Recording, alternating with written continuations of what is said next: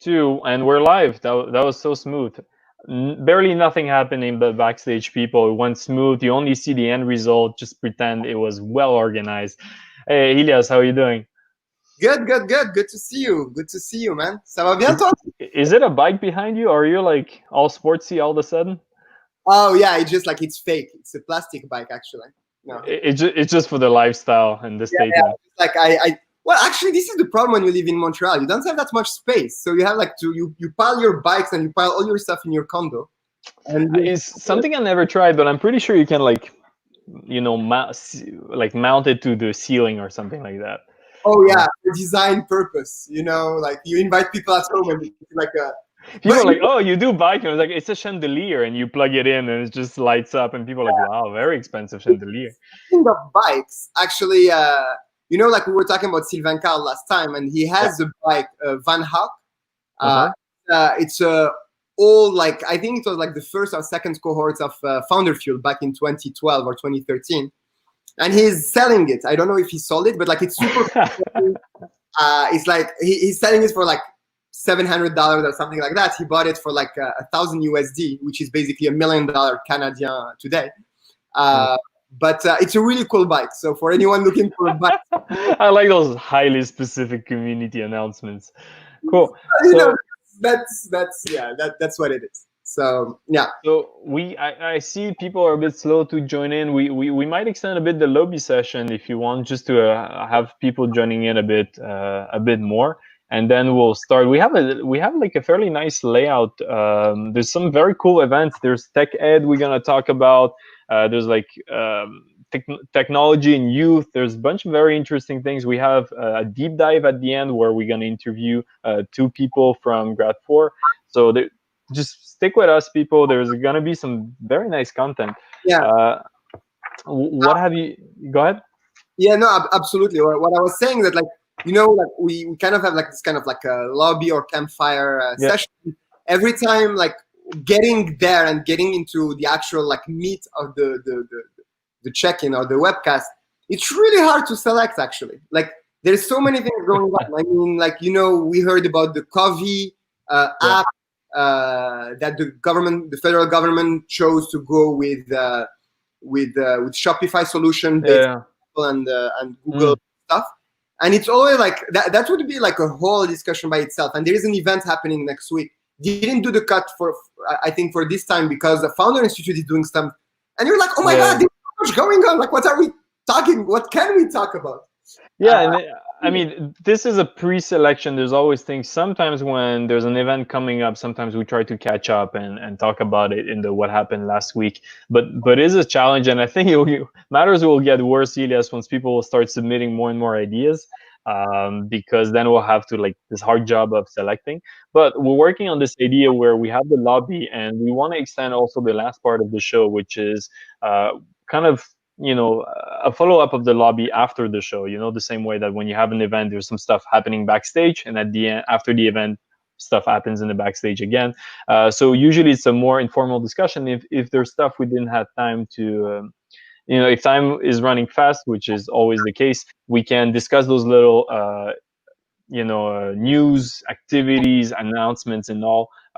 So stick up at the end of the show if there's something really nice we haven't talked about. Just be a bit patient with us, and we're probably gonna talk about it. Or there's a comment section, so just don't be shy, folks. Don't be shy. I know it's Friday, but just if you've been to a really nice event or there's something really really nice coming up, it's written here. It's official now. Don't be shy.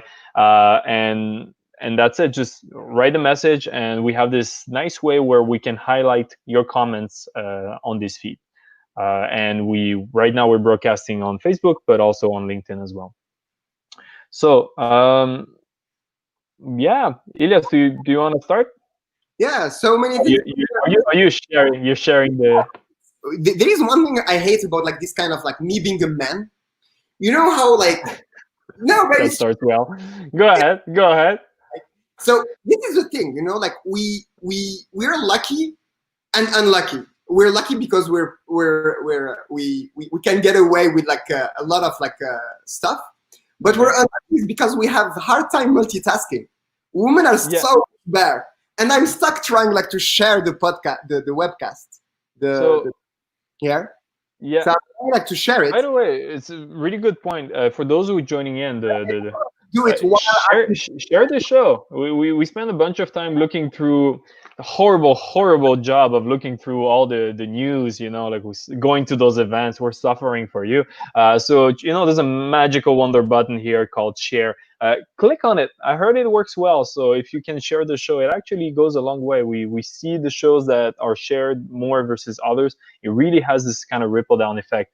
And Elias, to answer your question, it's called multitasking versus multiplexing. So if you're trying to do something that uses the same area of your brain, let's say you're trying to write while you speak and you don't say the same thing, that doesn't work for the brain. But you can multitask two different complementary part of the brain. So you can walk and talk. It's not hard, So if everything that relates to like speech recognition in those patterns, or your Broca area, whatever, no, you cannot do both at the same time. I'm sorry. So I propose we start the show. Attends, je finis mon partage parce que en attendant, ceux qui sont en train de voir, you can like, share, do all the multitasking the monotasking that I'm trying to multitask at the same time. Yeah, so, help Elias, do the multitask for him. Yeah, or come to my place. I'm in Griffintown. Come join me here. Really nice setting. Come here, sit here, and then we can multitask together. Soon, after the deconfinement happens, we'll be able to actually have a proper show, which would be amazing. Which, by the way, for the show, we're looking. We have some nice ideas of things we want to implement. If you guys are interested, which I might assume if you keep watching this over and over, we're looking for volunteers. So don't be shy. Just get in touch with me or Elias, or just the Montreal New Tech Facebook page, and you'll guys be redirected, or girls. And we have all kind of topic ideas. Some require a lot of specialization, like when we talk about science, when we talk about women in tech and all those things. So if you're interested in helping out, please just get in touch and we'll see where that goes. So Elias, let's start. Yeah. In 5, 4, 3. That's horrible. 3, 2, 1, and we're live. I don't know what happened with those hands. That was a horrible countdown. But the show is live. Welcome to Le Check-In, your favorite Montreal show about tech within the Montreal ecosystem. So it's Montreal twice because we like talking about ourselves because that's Montreal, so 3 times. So a lot of things happen a lot of things are happening regardless of the COVID, sometimes even more with the COVID in the tech ecosystem. And we like to take a bit of time Friday to talk about what's going on. See the highlights of last week, what's coming up for next week, and also we have some very interesting guests. We're gonna have people from Grad 4 that will talk to you about a very nice event called Le Salon Bleu. But just before we get into that, let's talk a bit more about the news. Elias, so what happened last week? There are a lot of news, so like it's always difficult. So I'll try to keep it short. One of the favorite, yeah, exactly. Don't put it at my face. I'll try to. So one of the key aspects of our community is like the culture that we want to have around helping, supporting each other. And I'm really happy to see like people like Alan McIntosh, The Real Venture, des gens de Diagramme comme Marie-Ève, Laurent Maisonneuve de Fizz, et d'autres joueurs qui sont au cœur de l'écosystème comme Philippe Baudouin et d'autres. Je vais forcément en oublier, donc je m'en excuse d'avance. Shibel Morad de Google, Philippe Baudouin de sa startup Stealth4, et Element AI, etc., qui sont mis ensemble il y a déjà quelques années en fait pour lancer TechAid. Ouais, c'est pas nouveau. I ask why I am wearing this because I have like this little wrong thing, this TechAid tag here. So it's so they've been around for a while, and I like how they can, because that's a challenge, right? You're like, okay, there's a COVID. The coffee is by default kind of we need proximity experience. So how did they adapt it? So what they did basically, because like one of the idea behind TechAid is to really bring the startup community, and you can show the picture actually of the lineup, Denise. But like it's basically to bring the startup community to support Centraide du Grand Montréal. That does amazing work. So specifically for the cafe that they announced this week, and I would love to see the picture of the people who are behind this today. So they brought Alan McIntosh, that one of the founders behind and the energies behind Osmo from the first days of our startup ecosystem. More discreet than others, but who does amazing. Nectar, Marc-Antoine Ross de Diffuse, Sacha Lucioni du Mila, Philippe Baudouin de sa startup Stealth4, ainsi que Element AI, et enfin Nabil de l'école de McGill et plein d'autres choses. So they spend the whole day in a cafe, and Shibel is here, Marie-Ève as well, Laurent Maisonneuve as well, like they're not on the banner here. And if you're listening, thanks for organizing it. But it's basically spending a whole day in a virtual cafe where you can join, discuss with those amazing people. It happened this Wednesday. Discuss with those amazing people, share, learn from there, build your network, grow together, as well as donate to Centraide. You can buy virtual coffees for now. Yeah, so they have like 3 sizes and all. I've done it. I went to one of those coffee with Marc-Antoine Ross, and he had a very nice topic of open source, because his company is going towards open source and remote first. And there was like very nice discussion with a bunch of people that also own companies or interested in entrepreneurship. So it was a very kind of no bullshit discussion of like, what is it that you know? What are the problems you're facing? So very honest discussion. And it's not somebody who talks with PowerPoint slides. Sometimes people have like a support visual aid, but it's really like people, it's a more casual chat. It's amazing to be connected with those people, and it's very beautiful challenges. So do you know when they're going to do the next one? So I'm for sure going to be there. If you're listening to us, we're going to talk afterwards. I'm sorry if I'm late, but we had a crazy week at work, because I work, you know, like last time I checked, at Desjardins with Cooperaton and stuff. But like, we'll do it over the weekend, and we'll see how we can also contribute. Stuff are happening. They have a meeting, the TechAid team. So my call to action to people who are listening here, go on techaid.ca, check their coffee, join us, share this video now, and tell people to join TechAid. So like, you can hashtag it on Facebook and be like, hey, join TechAid virtual coffee. It's really amazing. Go donate for Centraide du Grand Montréal. And if you're a tech person, lady, gentleman, in between, we have subject that we want to explore with TechAid. So for example, gender diversity, Black in tech, and other subjects that we want to discuss, as well as like just sharing experiences. So if you have experience in the ecosystem, envoie un message à Marie-Ève Bernard, Laurent Maisonneuve, and contribute as well. It's free to contribute. It's just your time, and you can give so much to our community while at the same time helping people donate for Centraide that does amazing work. Perfect. No, well, actually, we have to go to the next section, because it is a very nice event, and we spend the whole 5 minutes on it. We'll come back to the other things we had in mind, but let's go to the next section. So that was our highlight, or single highlight of the week, but there are things coming up. So Ilias, what are kind of on your schedule that you absolutely want to go attend, or that we should pay attention to? Okay, so in the next coming weeks, there is, June is Pride Month. So our friends and the organization at QueerTech Montréal, or QueerTech actually, that we helped launch about 4 years ago, 3-4 years ago, with Naufel and others. They joined with the New York Tech Alliance, and Andy, amazing guy from New York who runs New York Tech Alliance, and they are organizing this startup demo night. And because of the beauty, and again, the beauty of the kind of like virtual confinement, or like physical confinement, virtual opportunities, the demo night will be between Montreal and New York. And we love building bridges with other communities. So if we can have a look at the event itself. So it's showcasing through Pride and for Pride, these startups led by people from the LGBTQ2++ community. So RSVP today, it's free, it's happening in a couple days. Don't miss out, as well as like we're going to announce their Pride Hacks as well, that is coming up in August. Again, like if you're a tech person, join Pride Hacks and support the LGBTQ2++ community, as well as the nonprofit that supports it. The other point I wanted to highlight, sorry, go ahead.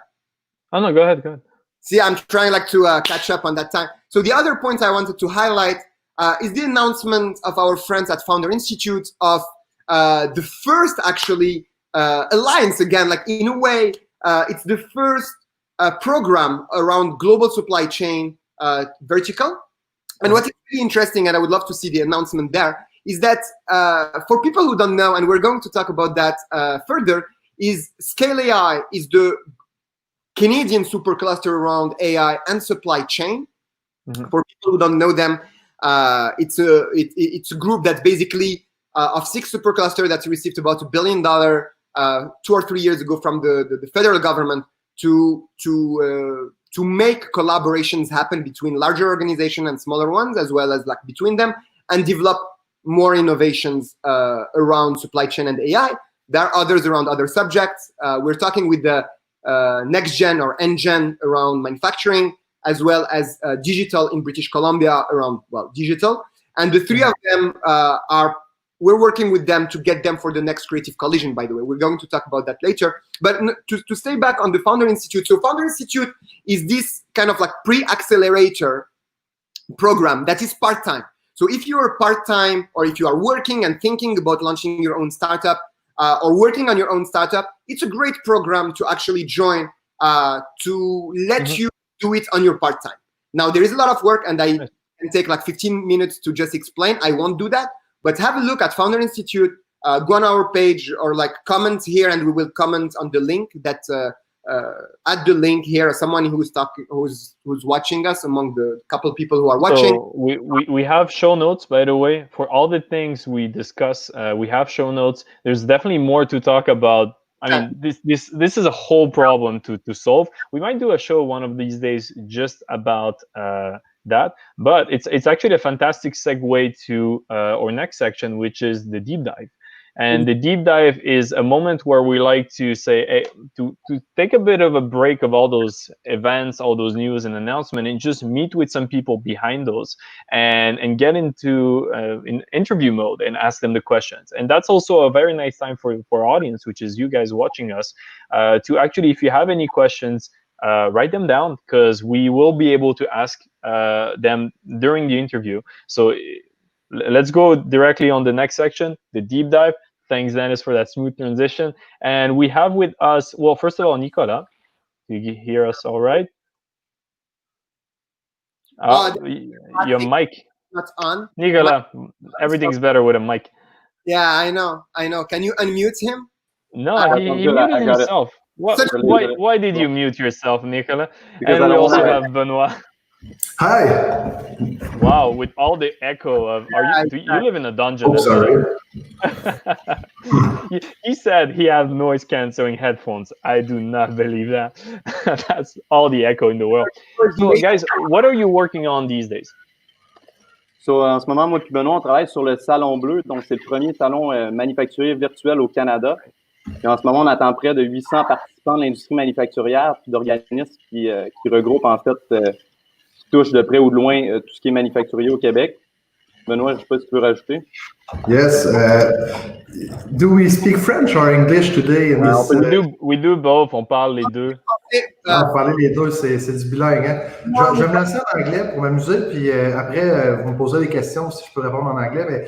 Mais we must collectively prepare for the future of air because this is the new reality and we must make sure to be ready.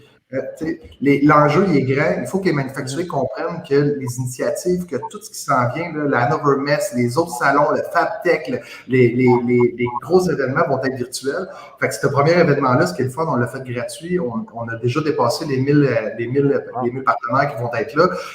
C'est la base. Je pense qu'on a la chance de se pratiquer en tant qu'industrie au Québec. Bien, il faut se lancer là-dedans. Puis on est fiers de le faire parce qu'il ne faut pas attendre que ce soit les Hannover Messe qui viennent au Québec non plus. Puis il faut que notre show s'en aille ailleurs. Un jour, il faut s'en aller dans le monde avec notre show. T'sais. Donc, question intéressante. Question qui a piqué mon intérêt, pardon. Je me flatte en disant que les questions sont intéressantes. Question qui a piqué mon intérêt, c'est le Salon Bleu, naturellement à cause du lien avec le Québec, mais c'est le premier salon virtuel au Canada. Est-ce que vous sentez un attrait ou un intérêt du reste du rock, du reste du Canada pour ce genre d'événement? Puis, ce qui est intéressant, oui, justement, on a un attrait. Puis, il y a notamment des organismes qui font des trade shows aux États-Unis qui vont participer au salon dans le but d'observer puis de s'informer de la manière comment on va le faire. Fait que c'est vraiment comme un trade show conventionnel. On va avoir une carte interactive où les gens vont pouvoir cliquer sur des kiosques puis rentrer dans des salles virtuelles avec les exposants puis poser des questions. Parfait. Et les gens, on s'entend que d'ailleurs, Benoît, merci pour l'inscription très claire derrière. C'est le Salon Bleu. En ce moment, est-ce que on peut encore s'inscrire ou c'est déjà, vous avez atteint la capacité? Parce que vous avez l'air un peu victime de votre succès en ce moment. Ben, en fait, oui. Ben, en fait, l'objectif, c'est on voulait, au début, là, on disait 15, 15, 15. 15 kiosques manufacturiers, 15 représentants de technologie, 15 associations, 15 partenaires financiers. Là, c'est sûr qu'on a dépassé les 100 kiosques. C'est sûr que rendu à 120 kiosques, on va essayer de se limiter, mais on limitera jamais les manufacturiers qui ont des besoins. Exemple, vous êtes un manufacturier, vous avez besoin d'un robot soudeur, vous avez besoin de quelqu'un qui fait de l'extrusion de plastique, je dis n'importe quoi. Si vous avez un besoin dans votre chaîne de valeur, vous devez la consolider parce qu'il y a des importations qui sont plus dures ces temps-ci. On ne refusera pas le manufacturier de venir faire un kiosque. Par contre, il faut se limiter dans les niveaux des partenaires financiers, les associations, ceux qui viennent présenter des technologies, parce que c'est quand même un salon qui va durer seulement 5 heures. On veut une forme qui est hyper productive. On veut changer, en fait, le déplacement, tout ce qui coûtait cher dans un trade show, ça l'enlève, oui, l'ambiance personnelle. On va se parler quand même. Mais c'est l'efficacité qu'on va aller chercher pour démontrer qu'on ne peut pas attendre, en fait, que les gouvernements, les institutions proposent. On va attendre des années. Les trade shows sont là et il ne faut pas qu'ils arrêtent. Pour donner une idée, sans rentrer trop loin, j'ai vu, il y a encore des webinaires qui sont distribués. Exemple, comment faire les affaires sans foire commerciale. C'est quoi ces webinaires-là? Je ne veux pas te critiquer par ça, mais je pense qu'on doit tout simplement comprendre que les foires sont commerciales, sont virtuelles. On doit s'adapter. Puis, on peut maintenant, exemple, il y a Hannover Messe qui est en Allemagne, qui coûtait très cher. Ça fait 3 ans qu'on y va. Cette année, on va faire partie virtuelle. On s'est connecté, c'est le 23 juillet. Wow, on le fait chez nous, puis ça ne coûte rien, puis on s'inscrit. C'est cher, allez, on l'oublie, mais c'est très cher se promener d'un événement à l'autre comme ça. C'est un budget considérable et oui, tu as le petit côté, c'est des élites entre eux ou du monde très, très bien connecté entre eux qui peuvent s'échanger les cartes d'affaires. Mais dès que tu commences à ouvrir ça, ben, ça veut dire que les plus petits joueurs aussi ont accès à beaucoup de monde très intéressant. Ilias, tu avais une question? Ouais, en fait, j'ai deux petites questions d'abord et avant tout et une petite remarque. Donc, je vois que Denis nous fait une petite bande en bas qui roule. C'est vraiment cool. Donc, il faut mieux mettre le bon lien. Donc, en général, quand le lien est bon, c'est toujours mieux. T'as raison. J'espère ça, c'est une belle intervention. Human mistake. On a parlé la semaine dernière avec leur concours, avec toute la virtualisation de la valeur qu'ils veulent apporter au Québec, au Canada et à travers le monde. Et maintenant, on parle du Salon Bleu, donc j'aimerais bien avoir le lien du Salon Bleu ici. Donc ça, c'est ma petite remarque. Le deuxième aspect, en fait, rapidement, je sais, Benoît, donc, comme, encore une fois, dans un esprit de rajouter de la valeur, je le fais à la blague, mais évidemment, on partage les bons liens dans le show notes, etc. Donc, on va corriger ça tout de suite pour le salonbleu.ca. Donc, et waouh, Valentin on the spot. Donc, pour revenir, c'est sûr que tu disais comme les salons virtuels, oui, vont continuer à avoir lieu. Il va y avoir des salons physiques dans pas longtemps parce qu'on va réouvrir tout ça là. Il y a aussi une manière de faire des affaires sans les salons. Donc, tu sais, c'est un mix. C'est comme quand on dit un marketing mix, c'est un CS mix quelque part. Moi, j'ai deux petites questions pour vous. Un, je crois que Nicolas a un beau t-shirt du Santec, donc j'aimerais savoir un peu plus qui est Nicolas. Bon, moi je le connais, mais pas forcément tout le monde qui est autour de nous. Donc ça d'une part, pareil pour Benoît, s'il vous plaît. Donc j'aimerais bien qu'on se connaisse un petit peu plus. Je sais que vous voulez répondre dessus. Deuxième aspect, c'est un petit peu c'est quoi le call to action. Donc nous, par exemple, on a un Creative Collision qui s'en vient le 8 juillet. Et ça va être aussi sur le manufacturier, Industrie 4.0, tout ce qui est au croisement de la technologie et du manufacturier. Et pour vous, pour le Salon Bleu, j'aimerais bien savoir c'est quoi le call to action pour les gens qui nous regardent aujourd'hui. Est-ce que vous voulez qu'ils viennent voir? Est-ce que vous cherchez des startups? Est-ce que vous voulez des investisseurs? Est-ce que vous voulez juste des touristes? Qu'est-ce que vous cherchez? Parce qu'on aime bien un peu l'esprit startup, là, c'est de dire c'est quoi ton call to action? C'est quoi la valeur que tu amènes? Si nous, on essaie de trouver les meilleures personnes pour le Salon Bleu. Premièrement, si moi je commence, je me présente rapidement, Nicolas Gauthier, je suis cofondateur de Grade 4. Puis nous, on aide les manufacturiers à trouver des fournisseurs dans tout ce qui est transformation du métal, donc usinage, métal en feuille, puis mécano soudé. Fait qu'en 10 minutes, vous pouvez déposer un appel d'offres, puis 3 jours plus tard, vous avez 3 fournisseurs québécois qui vont avoir soumissionné sur vos contrats. Oh. Par la suite, pour répondre à ta question, pour le call to action sur le Salon Bleu, le but, c'est vraiment de rencontrer des nouveaux partenaires, peu importe que ce soit dans le service, dans la technologie. Je pense que l'aspect connexion n'est pas à négliger. Puis surtout, en plus, il va y avoir 2500 personnes là, qu'on estime selon nos forecasts qui vont assister à l'événement. Fait que je pense que ça vaut la peine pour les startups d'y assister dans le but de rencontrer les différentes personnes, là, les différents acteurs qui vont être là. Puis en plus, on a Investissement Québec, le MEI, vont pouvoir répondre aux questions par rapport à leur programme. Puis peut-être pour ajouter ce que Benoît te disait tantôt, on va avoir une scène principale qui va accueillir des conférenciers de l'industrie manufacturière. Donc, Louis Veilleux, Sylvain Durocher, Danny Dumont, Marc-André Quintin, tous des gens, des gros noms de l'industrie manufacturière qui vont présenter durant 5 heures où ce que les gens vont pouvoir s'y référer. Ça va être diffusé en direct sur YouTube, puis sur la page Facebook de l'événement. Parfait, wow. C'est vraiment un projet intéressant. Et toi, Benoît? Moi, en fait, je suis fondateur de plusieurs entreprises, mais j'ai GLM Conseil, qui est une firme de conseil dans la transformation et l'adoption du numérique au Québec, environ 35 employés à France, Canada et États-Unis. Ça fait déjà depuis 2011. J'ai aussi parti un site qui s'appelle lemanufacture.com qui génère à peu près 80 demandes de B2B dans le manufacturier. Puis, tu vois, quand j'ai rencontré Nicolas, tout ce qui est en lien avec le métal en feuille, la transformation métallique, maintenant, on dirige vers Nicolas parce que Nicolas a amené une tech qui apporte un shortcut, en fait, dans la chaîne d'approvisionnement dans ce domaine-là. Puis c'est une tech qui va permettre même de sauver je ne dirais pas de consolider des emplois qui est vraiment productif. En fait, ça apporte de la valeur. C'est pas un nouveau répertoire, quoi que ce soit. Tandis que nous, on est plus resté un mode call to action. Ça veut dire que quand tu arrives sur un site comme manufacturier, tu peux déjà demander, puis après ça, nous, on redistribue. Fait qu'il faut avoir des partenaires dans tous les domaines un jour, c'est ça. En fait, moi, ce qui s'est passé juste avant l'événement, le Salon Bleu, où j'ai allumé énormément sur le salon quand Nicolas m'a contacté aussi, c'est que les demandes de produits qu'on ne connaissait pas au Québec étaient toutes faites en Chine ou au Vietnam ou au Mexique. On a essayé de les rapatrier au Québec. Dans la chaîne de valeur, on ne le savait pas. Exemple, qui fait de l'extrusion d'époxy sur 1 pouce d'aluminium, 12 pieds de long? C'est des demandes que je n'avais jamais reçues sur des sites comme ça. Fait que ce qu'on s'est rendu compte, c'est qu'il y avait vraiment des lacunes. On n'a pas consolidé notre secteur manufacturier, on exportait beaucoup de processus, de façon de travailler qui est présentement, on a la machinerie, on a le savoir-faire, mais on ne la trouve même pas sur Google, on ne la trouve pas en appelant nos contacts. C'est-à-dire que cet événement-là, en fait, va permettre de consolider certains besoins qu'en fait, on devrait ramener au Québec peut-être pour se sécuriser dans le futur. Tu sais, le plan B, ça fait longtemps qu'on n'y pensait pas, mais c'est un bon moment de le faire présentement. Absolument. D'ailleurs, un des aspects, je pense, fondamentaux que la COVID nous a réalisé, puis ça, on a quand même pas mal discuté dans d'autres webcasts et dans notre événement du 12 mai aussi qu'on a eu il y a 3 semaines. Le 12 mai. Ouais, c'est ça, exactement, il y a un mois. C'est la résilience et aussi l'autonomie quelque part. Et on parle beaucoup de ces aspects-là, surtout dans des domaines qui peuvent être critiques. Quand on parle de tout ce qui est nourriture, mais aussi manufacturier, etc. On l'a vu avec la crise liée à la pandémie et l'incapacité du Québec, du Canada et des États-Unis aussi par ailleurs à y réagir de manière agile. Et ça amène ces questions. Donc, quelque chose comme le Salon Bleu, je pense, est vraiment fondamental. Par rapport à ça, et évidemment, on en voit la valeur, puis c'est pour ça que vous êtes là aujourd'hui aussi, parce qu'on veut en faire la promotion et on veut aussi amener des gens peut-être plus tech à explorer ça. Je suis super content que Gradford, d'ailleurs, merci Alejandro de l'équipe de Montréal New Tech. Merci beaucoup. Ça. Parce que bon, on a la chance de travailler avec le Syntec, etc. Puis Gradford, Grad4 est une superbe entreprise à ce niveau-là. Mais on veut avoir davantage de startups, davantage de compagnies qui ont de la tech à amener à nos manufacturiers à réaliser l'opportunité qu'on a aussi, non seulement d'amener la production et de répondre aux besoins urgents, je pense qu'on en a parlé un petit peu à l'instant, mais aussi d'explorer le futur, parce que le temps ne s'arrête pas et on peut bâtir un meilleur Québec, un meilleur Canada dans les années à venir. Collaboration.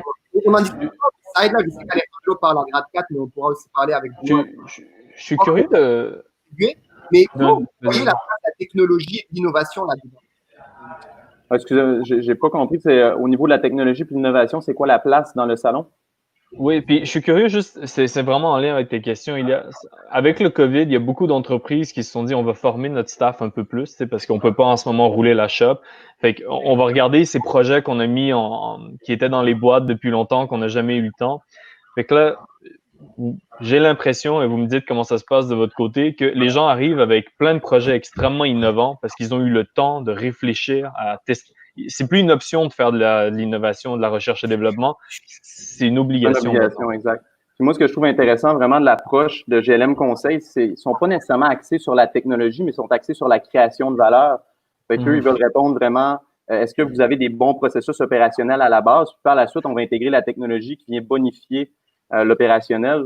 Fait que sur ça, dans le fond, les technologies, les startups, ça peut être des options technologiques qui vont créer de la valeur chez les manufacturiers. Puis, par le fait même, dans le salon, le but, c'est de la démontrer puis de pouvoir commencer à propager cette valeur-là, pouvoir discuter avec les gens. Puis aussi, une bonne manière d'avoir un peu de marketing et de couverture dans l'événement. Les gens vont voir notre logo sur la carte interactive, puis veut pas dans le futur, quand on va essayer de rentrer en contact à nouveau avec ces entreprises-là, si on a déjà vu notre logo, ça facilite un petit peu le premier contact. Toi, tu peux renseigner, Benoît? Moi, en fait, je répondrais peut-être à la question de Valentin aussi, puis c'est un peu un lien aussi avec Elias qui a été mentionné, c'est que, en fait, je pense qu'il y a eu 3 cas. Tu sais, quand il est arrivé la pandémie, là, il y a des manufacturiers qui ils se sont contentés de former tout le monde sur la vidéoconférence, puis ils ont considéré que la technologie actuelle, c'était ça. Fait qu'on dit, hey, on est rendu full tech chez nous, puis là, on entend ça, puis ils se sont cette fameuse technologie de la vidéoconférence. Le WebRTC, la technologie qu'on va utiliser pour diffuser l'événement qui va au-dessus. Peut-être on dit n'importe quoi, c'est 2500, mais ça peut être 4000, on peut être vraiment surpris de ce qui va se passer. Ben, ça existe depuis la fin des années 90, cette technologie-là. On ne l'a pas développée, on l'a seulement déployée, sécurisée, mis en place, toutes les infrastructures. Puis l'adoption de la technologie présentement, on fait des webinaires pour former les manufacturiers à utiliser le salon virtuel. Eux, ils voient déjà ça comme le futur, mais ça fait déjà 30 ans, quasiment 25 ans que ça existe, il faut faire attention. Le gros défi, en fait, c'est que les manufacturiers, présentement, il y en a d'autres qui ont mis toutes les normes d'hygiène, puis ils continuent à opérer de la même façon qu'ils faisaient, puis ils voient la technologie comme une boîte où j'achète, puis c'est livré. Mais en fait, le numérique, c'est une transformation. C'est pas une fin en soi. C'est continuellement l'évolution que l'entreprise doit vivre pour préparer comme une nouvelle expérience, finalement, autant pour les employés que pour les clients, que pour soi-même dans son organisation. Puis présentement, tantôt tu parlais d'industrie 4.0. Pour moi, l'industrie 4.0, c'est la société qui évolue. Michelin loue des pneus au lieu de les vendre. Je prends un manufacturier de plancher, il parle avec son poseur maintenant, l'installateur du plancher de bois frais, il est en communication directe avec le manufacturier. C'est toute cette relation-là qu'il faut mettre en place. Ça veut dire c'est des leviers. Puis les manufacturiers, quand on voit ce salon-là, c'est pas un salon technologique. Un salon, on va avoir beaucoup d'offres technologiques, il va y avoir beaucoup de gens qui viennent chercher la technologie, mais le mix-match entre les deux, c'est l'adoption, puis c'est la compréhension du modèle d'affaires ou du modèle ou même mon expérience comme manufacturier que je peux upgrader mon service. Ça ne veut pas dire de produire d'autres choses, ça veut dire peut-être de certifier mon manufacturier, puis que ma chaîne de valeur, elle vienne s'agrandir dans ce que j'offre. Absolument, puis je pense que... Pardon, vas-y Nicolas. Non, ça, je suis d'accord avec Benoît là, sur toute la ligne. Puis, je pense qu'on veut vraiment mettre l'accent sur les manufacturiers. Fait que c'est un salon manufacturier, on veut les mettre de l'avant. On veut faire briller les capacités qu'on a au Québec parce qu'on a, tu sais, admettons, je suis allé visiter à Laval, Canada Billard, puis je savais pas qu'on avait encore cette expertise-là au Canada, puis encore moins au Québec, d'être capable de faire des tables de billard de A à Z, puis toute la minutie, puis le savoir-faire qu'il y a derrière ça. Je trouve ça le fun qu'on soit capable d'avoir encore ce type d'expertise-là au Québec. Puis, je pense que c'est ça qu'on doit faire rayonner pendant l'événement. Oui, absolument. Mais justement, par rapport à ça, puis je vais peut-être un peu faire le travail de dire qu'est-ce qu'on veut que l'audience finalement réagisse. Mais je pense qu'on a la chance, c'est comme les webcasts qu'on fait aujourd'hui, pas TechAid, TechAid, c'est ce qu'on fait. Pardon, je suis un peu fatigué, je m'excuse. Mais les webcasts, on a quand même une audience assez technologique et on a des investisseurs. Et il y a de plus en plus, puis d'ailleurs, c'est très drôle. Juste avant, on parlait de Founder Institute qui lance avec Scale AI, donc c'est un super cluster qui a reçu, je pense, comme ça, une enveloppe globale d'1 milliard de dollars pour l'innovation. Et je pense, ce que vous dites, c'est vraiment important. Puis on le voit même avec, je m'excuse, mais avec Gradfor, par exemple, mais d'autres startups aussi qui aident à connecter peut-être les consultants dans le manufacturier, etc., pour upgrader, en fait. Nous Amira de Bush. Exact, de Bridger avait été présente justement à l'événement. Exact. Donc, un petit shootout à Bridger. Exact. Donc, shootout à Bridger, Amira, etc. Ça m'a pris quand même 3 minutes pour m'en rappeler, je m'en excuse. Donc, ça, c'est une compagnie vraiment cruciale. Puis, je pense qu'un salon comme ça, c'est important pour une raison aussi très importante, c'est que vous êtes capable d'amener les manufacturiers. Moi, ce que je dis à notre audience, les gens en technologie, les gens qui peuvent potentiellement aujourd'hui mieux comprendre les besoins des manufacturiers pour potentiellement développer des solutions demain, à venir aussi à un salon comme ça, venir découvrir et mieux comprendre les manufacturiers. Pour une raison vraiment simple, en fait, ça peut paraître, mais c'est que nous, ce qu'on s'est rendu compte dans tout ce qui est innovation ouverte sur laquelle on travaillait avec des PME ou des startups, etc., c'est que parfois, ces joueurs-là ne s'entendent pas et ne se comprennent pas. Pas parce qu'ils n'ont pas confiance, parfois parce qu'ils ne connaissent pas les réalités l'un de l'autre, ils ne savent pas langage, et c'est pour ça que Gradfall, par exemple, ou Amira ont une longueur d'avance sur tout le monde, parce qu'ils savent parler ce langage-là. Et d'ailleurs, et c'est pour ça que je pense dans un salon comme le Salon Bleu, c'est super important, et on va faire notre maximum aussi pour amener ou faire la promotion pour d'autres manufacturiers, pourquoi pas, mais aussi pour des startups venir mieux comprendre ceux avec qui ils peuvent potentiellement travailler, parce que un des buts qu'on a avec Montréal NewTech, c'est vraiment d'amener cet terrain de jeu où on peut créer de la confiance, mais aussi apprendre à se parler, apprendre à gérer nos attentes, apprendre à tellement de choses importantes qui sont à la base d'une bonne relation qui aboutit à des résultats concrets. Tu sais. C'est comme une relation amoureuse. Il faut savoir avec qui on parle. Peut-être ajouter, tu sais, puis sans rentrer dans la tech, là, dans ce que tu viens de dire, ce qui est important, puis je trouve ça vraiment pertinent, mais aussi quand on parle avec un chef manufacturier, un chef d'entreprise, lui, tu sais, la différence entre un front-end, un back-end, un développeur, quelqu'un qui gère du hardware et tout ça, la culture ou même la nomenclature, la littérature de la technologie, il ne la comprend pas. Fait que lui, il s'engage une personne en technologie, puis il considère qu'il fait tout, mais c'est comme si j'engage un plombier, puis je dois construire un garage. Ou l'inverse, j'ai un électricien et je veux faire un pavé uni. Tu sais. Il ne voit pas cette complexité-là. Fait que souvent, ce qu'on fait, on engage quelqu'un le moins cher possible et on le met dans un poste de DevOps ou dans un poste d'IT. Qu'est-ce que ça fait? Ça fait que la personne ne comprend pas les processus, ne comprend pas la chaîne de valeur. Tout ce qu'il fait, c'est régler des problèmes, mais c'est malheureux. Puis, tu as dit un autre point, ils sont en avance définitivement. Des compagnies comme Bridger et tout ça sont en avance sur le temps parce que les compagnies, déjà qui ont de la misère, des fois, à juste ouvrir un fichier Excel devant un consultant, maintenant, c'est d'ouvrir la chaîne de valeur puis de partager la donnée, de dire je vais me connecter. Ça, c'est un autre défi qui est... Parce qu'il y en a beaucoup des chefs encore qui n'ont pas accès encore à des bases de données bases, comme juste un CRM connecté, un petit ERP, tu sais. Vas-y. Je suis d'accord avec toi, Benoît. Puis, tu sais, une bonne exemple de tout ça, c'est quand les startups veulent rentrer dans le secteur manufacturier, puis ils ont un site web qui finit par .ai. Puis, tu sais, comme Benoît le dit, ils savent pas c'est quoi l'intelligence artificielle. Ben, même moi, je sais pas, où les gens ont une brève idée de qu'est-ce que c'est. Puis, je pense pas que c'est la technologie que tu utilises, mais plus le problème que tu règles. Fait vraiment se concentrer sur le problème. Puis, souvent, la solution ne sera pas nécessairement l'intelligence artificielle.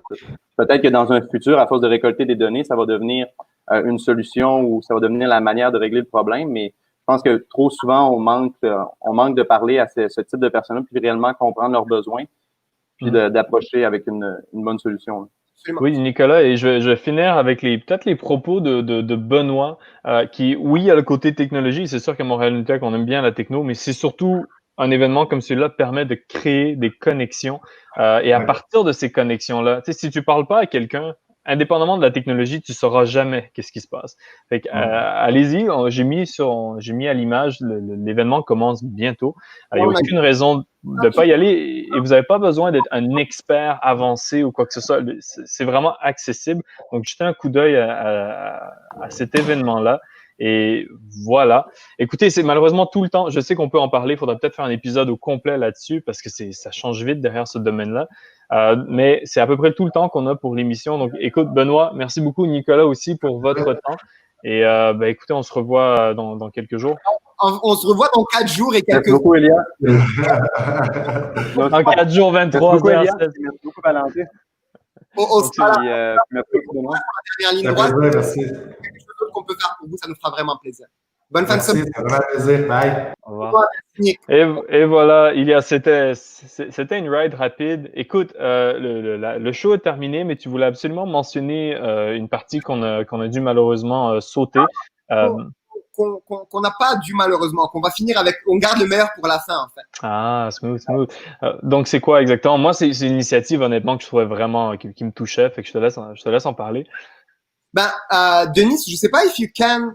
No, it's okay, Denis. We love you. So yeah, we will switch back to English. You know, there are a lot of initiatives, and it's really hard to select which one to talk about, etc. But close to my heart are always the ones where we actually are building the next generation of impact makers.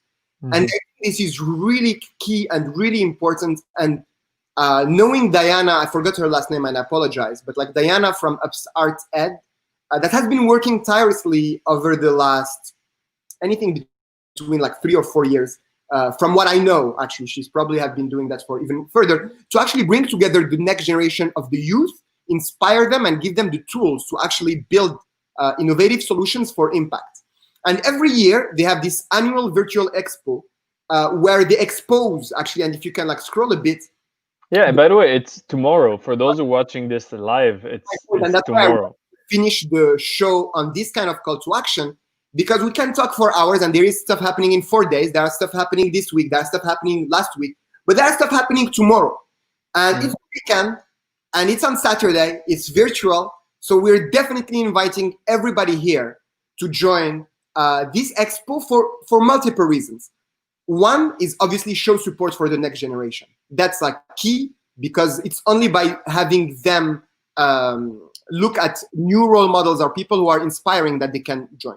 Second, Upstarted is an amazing organization that just had like the accreditation to be an incubator last year. Okay. So be there because they are looking for partners and the government give them money in relationship to also how much partners they can get. And that's important. But third and foremost, actually, is that you'll freaking be blown away by the innovation that the youth can actually bring. And we all get excited by all the startups. And I'm not saying anything about the ones that we had today, but all the startups that come to our events. But in the little things that I saw from Upstarted, as well as even Technovation sometimes, and we love Technovation as well, is that you will be blown away by the amount of innovation, technology, impact that those youth can actually think of, but not only think of as an idea, but actually think of as a business model, as delivery, as a technology. And the adults, and I consider myself being slightly an adult here, I'm always inspired by their work. And trust me, I've been here for more than 10 years in our ecosystem, and I'm still always inspired by their work. So be there tomorrow. Thank you so much, Diana. I know it's not easy with this COVID and stuff to still be there, build it, make it happen. I hope and I wish we can help you more, but thanks for your work. It's amazing work. Put back, please, the Eventbrite just for a last link. And if we can get the link somewhere in the show notes or sharing. It will be in the show notes. Don't miss out. And one comment to that regarding that, if you guys have kids or if you're watching this show and you have kids or you know somebody who have kids and they're in the tech ecosystem, that would be a fantastic thing to watch with your kids because it's it's literally peer-to-peer. You see kids showing example of their crazy projects to other kids. That will work better than any nice speech you can give about tech innovation and all. Show other people working on the same thing. It's highly inspiring. As someone who worked with kids in like different projects before, peer-to-peer always works better. So that's it for our show. Thanks, everyone. As we said, in the show notes, we're going to add all the links. Go ahead, Elias. Question, Valentin, because like this whole technology, and I know we were laughing earlier about how I think Benoit or Nicolas were talking about, like manufacturers, they're like, oh my God, Zoom, or like, oh my God, webcasting, etc. And now you're bringing them like a new experience. So just to finish the show, and it's not to add more, but I'm really wondering how can we actually bridge those two universes? And like we had this conversation earlier. I don't have the answer. I don't want to like make the show continue on it right now. But I know that we start the show with a little kind of like a fire camp or fireside chat among us. I don't know if like after the show, I know you want to close it at like half an hour, but can we like continue the conversation afterwards? That's one. And second, if there is anyone within our community who wants to do a quick like 30 seconds or 20 seconds announcement, every time we do this show, we have a few thousand people who actually view it. And it would be great, like all those views of like whatever Facebook, how they count the views, at least can serve other people in our community to do a shootout or something. I don't know what you think. So yeah, let's do that now. So if somebody is watching the show right now and they want to promote or discuss an event announcement or something like that, somewhere they go, somewhere that they're involved in, we're gonna leave you the show floor. Just write it in the comments. I'm looking at the Facebook comments as we speak, and I'm just gonna send you a quick link and you can connect to the show, and hopefully everything will work smoothly without any sound glitches and such. La première fois qu'on fait, je sais que tu me détestes parce qu'à chaque fois j'amène des nouvelles trucs, je suis comme, hey, why not try this and why not try that? But the goal for us is really like to leverage our platform, whether this one or another, to bring value to our ecosystem and the community. So why not? Yeah. So if I see a comment right now within the next few seconds, otherwise, let's face it, as we grow our audience, not everybody's live at 12 p.m. That happens. As we grow our audience, it's kind of we have a long tradition of doing those community announcements. If you guys, okay, here's what we're gonna do. If you guys want to be in the next community announcement, write in the comments, write to me or to Elias. And we're gonna give you a 30-second or 1-minute slot in the beginning or at the end of our show. So instead of us every time preparing it live, let's book it a bit in advance. That might be a bit easier to schedule with everyone. So just shoot us a message and we'll invite you to the next event so you can do your community announcement. I think the announcements that are made by the community to the community are always amazing in my experience. So I would like us to keep doing that, even if it's virtual. So that's it. That's it for this live. We can continue the discussion in the chats, and for those who are interested to be in the next show, just write a comment and we'll find you. Si on peut remettre comment s'appelle le lobby là, comme là on finit le show, mais let's keep the lobby because there are a few things that I would love to have maybe Denis or Alejandro join because I know we talked about manufacturing 4.0. And one of the key things, and this is like the show is over now, we're just talking with the people who are left and who want to stay with us. But there are a lot of resources that Montreal New Tech does. And our community first and the value that we can provide. But there are a few things that we actually do. And sometimes I forgot, and it's my fault sometimes, but like our team also forgets to talk about what we actually do. And it's not always clear. So Andy, for example, runs the newsletter and the startup resources. Amazing resource I would like to finish this discussion with, to just having a look at how it looks actually, the newsletter, and all the content that is there and how important it is for our community. There are about 7,000 people there. Our Facebook group, about 10,000 people that we've been cultivating and building our community there over the last 10 years, as well as obviously the work of Alejandro as responsible for the open innovation programming of Montreal New Tech. And this work takes a lot of time, a lot of resources, and I don't want to talk à sa place. So very happy to have Alejandro. But before giving la parole à Alejandro, if there is anyone, now we're in the lobby, we're just chilling, might as well, I took my Friday 1 hour off, might as well capitalize on this whole hour. If there is anyone who's watching us right now and who want to do an announcement or who want to talk or want to join us, now is the time to try it. It's a new format. We're trying something new. No pressure. We're pretty casual and comfortable here, unless Valentin want to throw me a tomato. But I think, why not? Let's do it now. So we can spend a few minutes. Yeah, let's start with the newsletter. It's a good catch up because, as you said initially, we have to do compromise and we can only talk about a few things. And Andy from our team is working pretty hard on this every single week.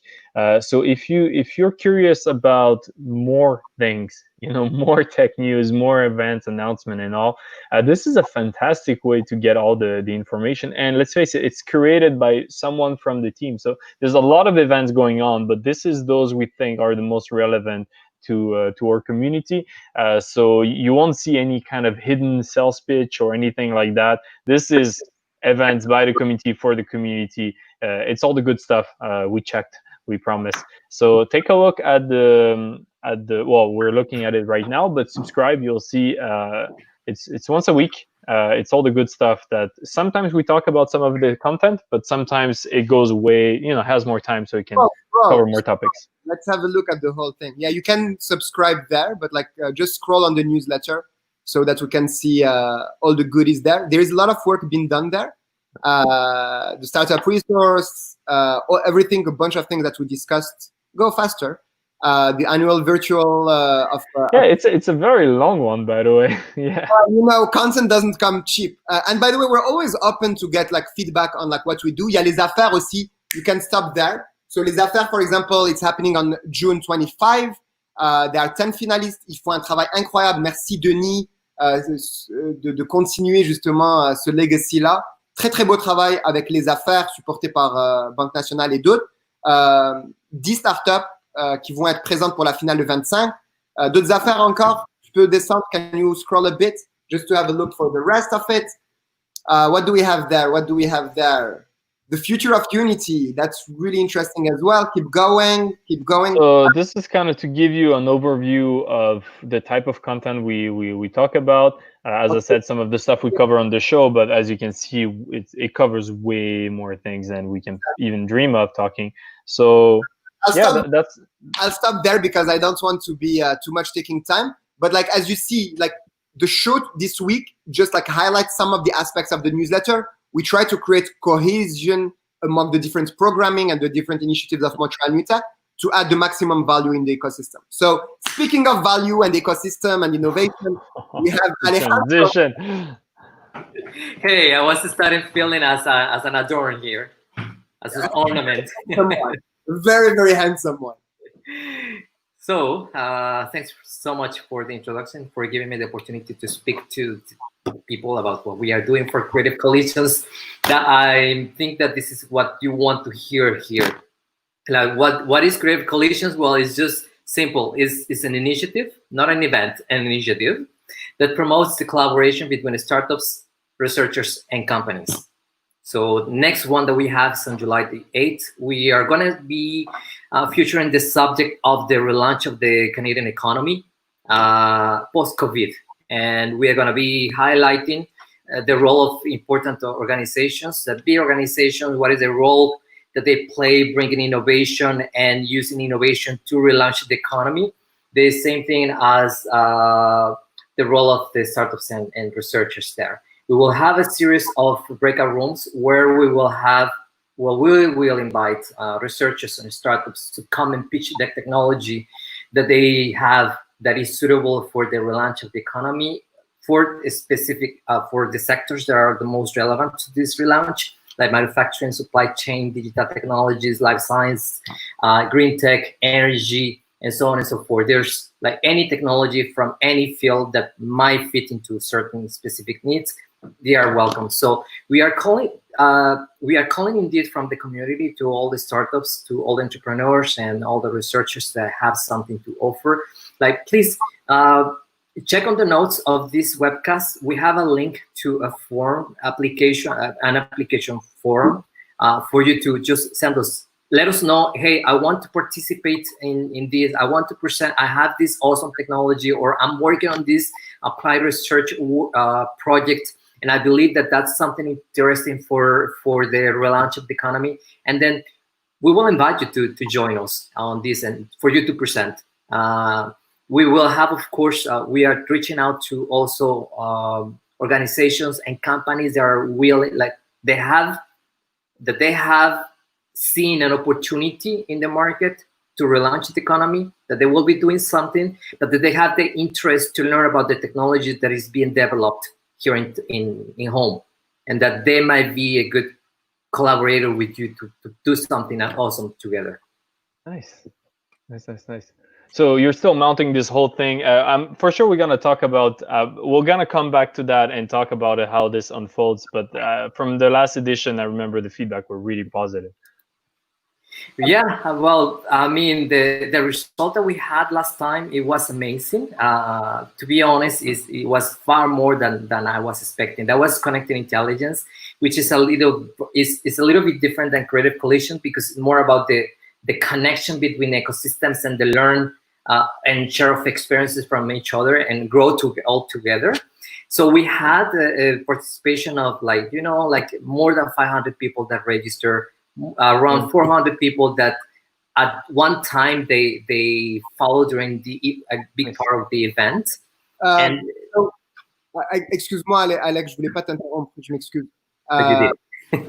Yeah, you did actually. Yeah. Let's have an intervention about this. You cannot say, I'm sorry, I'm cutting you and cutting the person. That's not how it works. I said. No, but he has an important point to remark. What's the question, Elias? I will let Alex close on this section, but like just a quick thing, like we use a really unique experience that is not a webinar, because I know our friend Nicolas and Benoit talked about like a webinar, whatever. For me, honestly, like it's all about the human touch. It's all about the human connection. It's all about creating and manufacturing, speaking of manufacturing, serendipity and creating those links. So we use a unique platform. We use a unique vibe, and we try at least to bring our energy our values, our confidence in our ecosystem to create those trust. So we're going to do this again this time with better planning and better time management, Alex. And yes, then we of course. And no, that's a really great point, because just answer yes. Just answer yes. No, my answers are as well as yes. Work. I have to go back to because I do believe that webinars have a value per se. Like, I'm not going to say like no, they're not. Don't go. Yes, go to webinars if there's of your interest. But ours is not a webinar. Ours is an interaction between people. Like all of you who will be applying, you will participate. Right. You will exchange directly with either startups, with their entrepreneurs or companies. True. Moi, In a good life, by the way. Okay. Le gars s'appelle Alejandro Martinez. Send him a message or send a message on Facebook to Montreal New Tech. He'll tell you everything. Share this information with your friends. There are still a bunch of people here, so share this information. I think it's okay. So I think it's really crucial. Like, all those information are great, but they're only as relevant as people who actually get to see them. So thank you all. Thanks again for an amazing show this time. I would love to close on the picture of the startup resource if we can. Otherwise, continue the conversation. The links are there. You guys don't see it because it's Take the notes. But all you see is Ilias plugging links to the last second. Like, we're all gonna die. And he's like, can you plug this one link? So sorry, Alejandro, if we got a bit distracting. But anyway. We went into the See, you broke Dennis. In advance that I was gonna be. You broke Dennis. Don't break Dennis. Anyway, Denis, thank you so much for your amazing work. Valentin as well. Thank you so much, Denis. You're really like the backbone of this show. Thanks so much for making okay. Super fast making everything work. I know you have a meeting now, so I won't maintain you anymore. But thanks so much. It's getting better and better. I just have to show up at noon and leave at 1, and it works beautifully. So thank you, team. About 5 minutes ago, we asked Ilias to close within 15 seconds. That's what happened. So that's it for the show. Ciao, everyone. Seconds from Morocco.